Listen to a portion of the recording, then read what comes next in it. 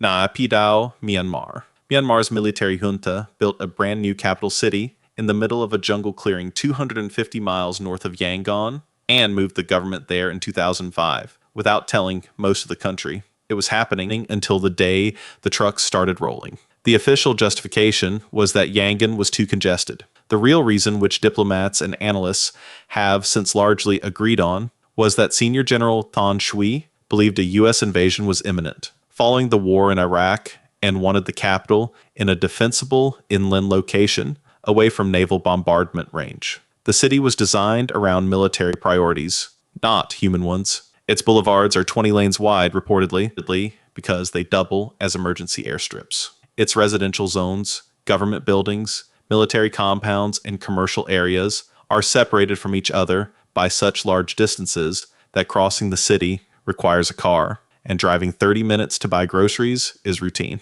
An official famously told a journalist that there is no need for anyone to be in the streets because everyone drives. Naypyidaw has a replica of Yangon's famous Ciudad pagoda, a full-scale zoo, a water park, a golf course, and a convention center built to seat thousands. It has almost no one using any of them. Its official population is listed at roughly 1 million, a figure most independent observers find implausible. On a Sunday afternoon, the streets are silent. Hotels are empty. Restaurants have no customers. When Myanmar's military staged a coup in 2021 and protests erupted across the country, Naypyidaw stayed calm.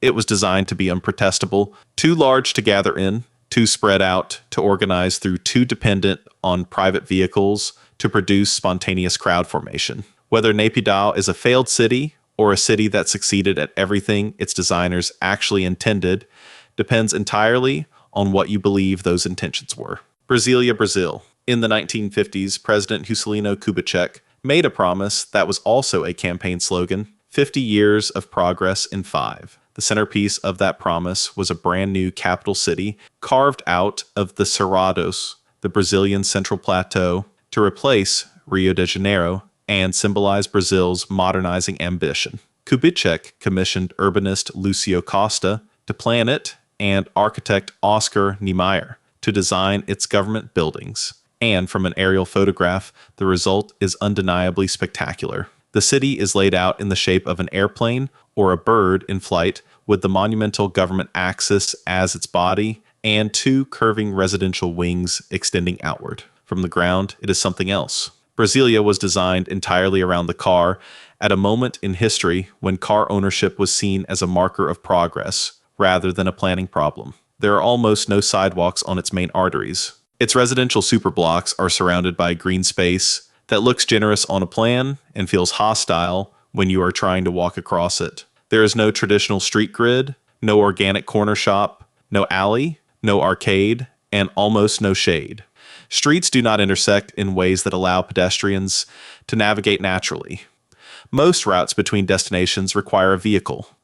The city was built to look modern from the air and from photographs for a president who needed images of progress more than he needed a functional urban environment for the 500,000 people who would eventually have to live there. Brasília has since grown far beyond its original plan and the satellite cities that ring it, which were not part of any master plan, but simply grew because people needed somewhere affordable to live, are where most of the city's real population actually resides. They are chaotic, organic, dense, and according to nearly every livability survey conducted in the region, significantly more pleasant to actually inhabit than the planned city they were built to serve. Kangbashi, Ordos, China. In the early 2000s, the government of Ordos in Inner Mongolia, sitting on top of China's largest coal reserves and flush with revenue from the commodities boom, decided to build a new district to house 1 million people. Kangbashi was designed with everything a modern city is supposed to have: wide boulevards,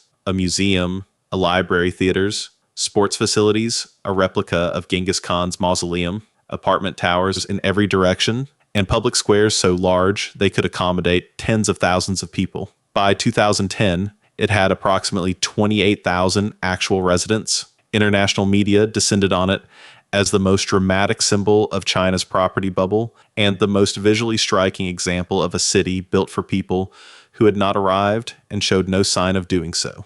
The fundamental design failure was not aesthetic, it was spatial.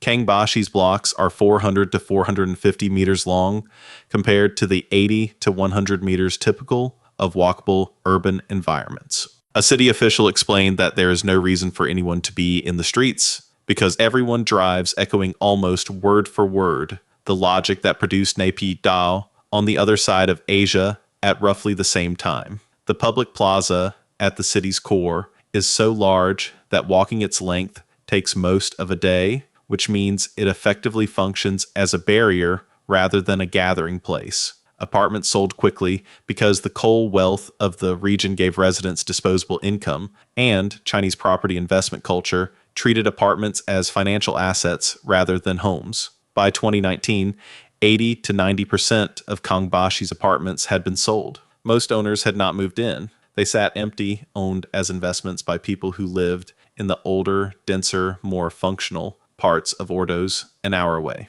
The city's schools, government offices, and a branch of Beijing Normal University were relocated there by official mandate to seat a population. By 2020, the population had climbed to roughly 200,000, which sounds like progress until you remember it was designed for 5 times that number, and the apartments are mostly sold out. Chandigarh, India. When India gained independence in 1947, the partition that accompanied it left Punjab without its traditional capital, Lahore, which ended up in Pakistan. Prime Minister Nehru commissioned Swiss-French architect Le Corbusier to design a new capital city from scratch, and Chandigarh became one of the most celebrated exercises in high modernist urban planning in the world. Its grid of numbered sectors, each self-contained and separated by green buffers, its separation of pedestrian and vehicle traffic, its zoning of residential areas away from commercial and industrial uses, and its monumental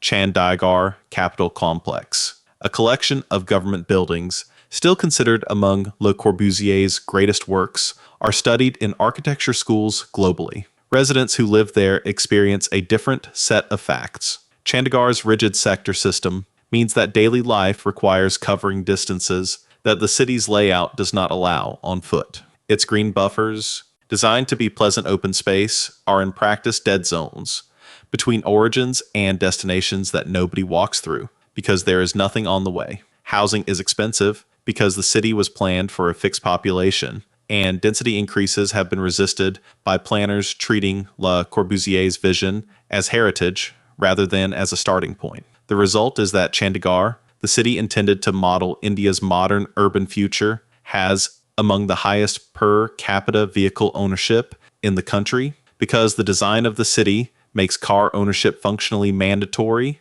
in a way that organic Indian cities with their dense mixed-use street fabric do not. India's chief economic advisor, Sanjeev Sanyal, described Le Corbusier's Chandigarh as possibly one of the worst urban designs in the world, an assessment that remains contested, but is increasingly supported by urban economists who point to the gap between what the city looks like in photographs and what it costs in time and money to actually live in it. Ciudad, Lineal, and Los Angeles. These two cities are separated by an ocean a century and enormous differences in scale, but they share the same original design sin. In 1882, Spanish urban planner Arturo Soria y Mata proposed a linear city extending outward along a single transit spine, theoretically unlimited in length, with residential land on either side of a central tramway. The Ciudad Lineal suburb of Madrid was his attempt to realize this vision.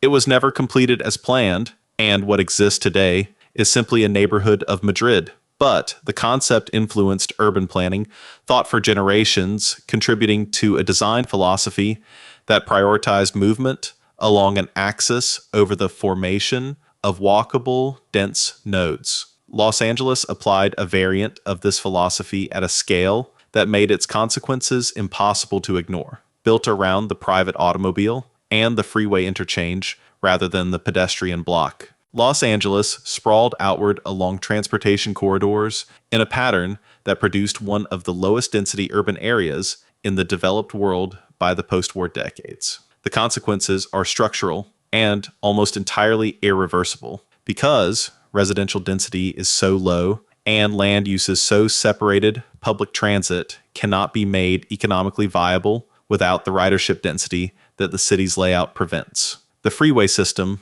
that was built to solve the mobility problem that the sprawl created now consumes a physical footprint equal to the downtown area of many smaller cities. The 110 and 10 freeways that run through the city's core required demolishing entire neighborhoods, predominantly Black and Latino communities, during construction in the 1950s and 1960s. Los Angeles has spent more than $20 billion on public transit improvements since 1980. It remains the most car-dependent major city in the developed world. Havana, Cuba. Havana in 1958 was one of the most architecturally vibrant cities in the Caribbean, a city of extraordinary colonial and Art Deco buildings, a dense and walkable historic core, and a cosmopolitan culture built on sugar rum and American tourism. The revolution that followed transformed the city's design priorities fundamentally and produced a specific kind of planning failure that is distinct from the top-down rationalist failures of Brasília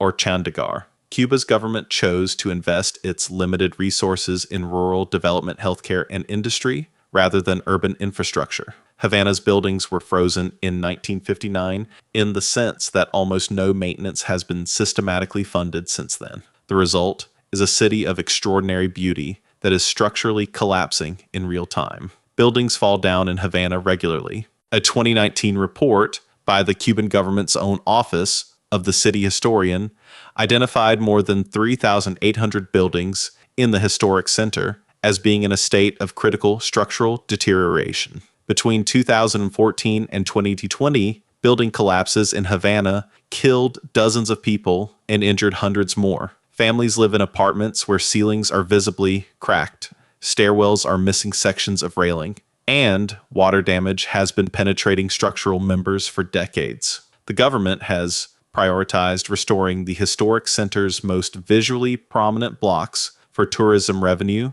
producing a city where UNESCO-listed facades have been freshly painted on streets where the buildings behind them are hollow. The design failure here is not in the original layout of the city, which remains one of the most functional, historic urban grids in the Americas, but in the decision to treat urban maintenance as optional and then treat the architectural heritage as a tourism asset, while the people who live in it wait for ceilings to fall. Pyongyang, North Korea. Pyongyang is a city designed primarily to be watched rather than inhabited. After the Korean War left the original city almost entirely destroyed, Kim Il-sung rebuilt it from rubble as a monument to socialist ideology and personal power, creating a city of enormous public squares, wide ceremonial avenues, monumental statues, and tower blocks aligned on axes intended to frame views of the leadership's likenesses from specific vantage points. The Yuche Tower, the Kim Il-sung Square, the Arch of Triumph scaled to exceed the Arc de Triomphe in Paris,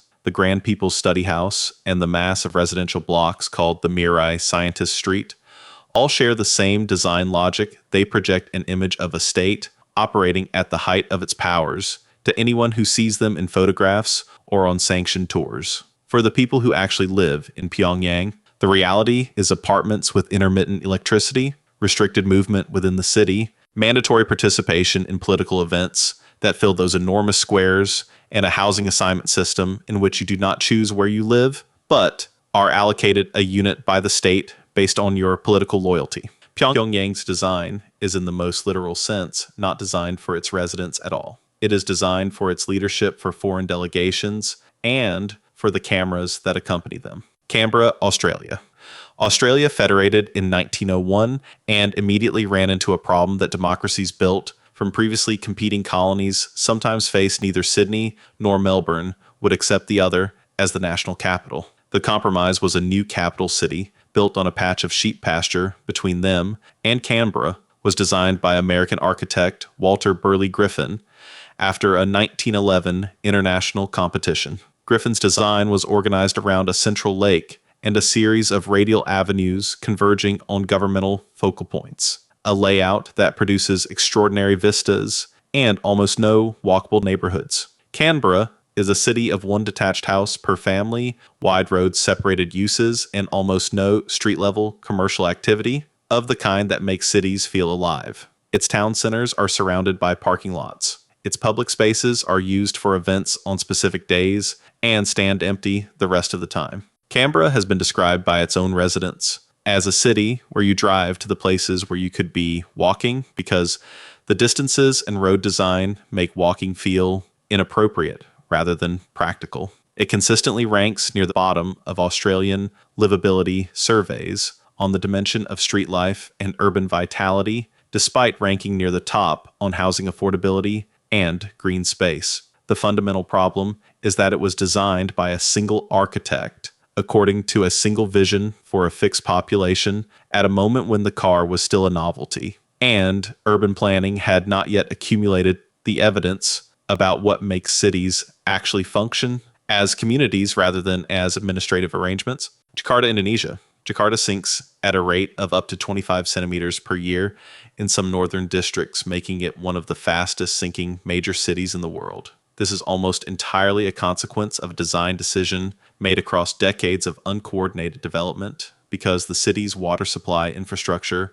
was never built to provide safe piped water to its full population. Residents and businesses drilled private groundwater wells, which now extract water from the aquifers beneath the city at a rate that caused the soil above them to compact and subside. Large portions of northern Jakarta are now below sea level, protected from the sea only by a seawall that is itself subsiding. The Indonesian government announced in 2019 that it would move the national capital to a new city called Nusantara on the island of Borneo, abandoning a metropolitan area of 34 million people to its sinking trajectory. The move was only partially connected to the sinking. Jakarta also has some of the worst traffic congestion in the world, extreme flooding during monsoon seasons that now includes areas that were never previously flood-prone, severe air pollution from vehicle emissions, and a spatial layout that grew entirely without a coherent planning framework for most of its modern history. The Indonesian government committed to relocating to Nusantara by 2024. As of 2026, the move has been repeatedly delayed, the funding has fallen short of projections, and Jakarta, still subsiding, remains the functional seat of government, while both cities exist in a state of institutional ambiguity. If you enjoyed this video, subscribe for similar ones, and feel free to drop suggestions for the next video in the comments below.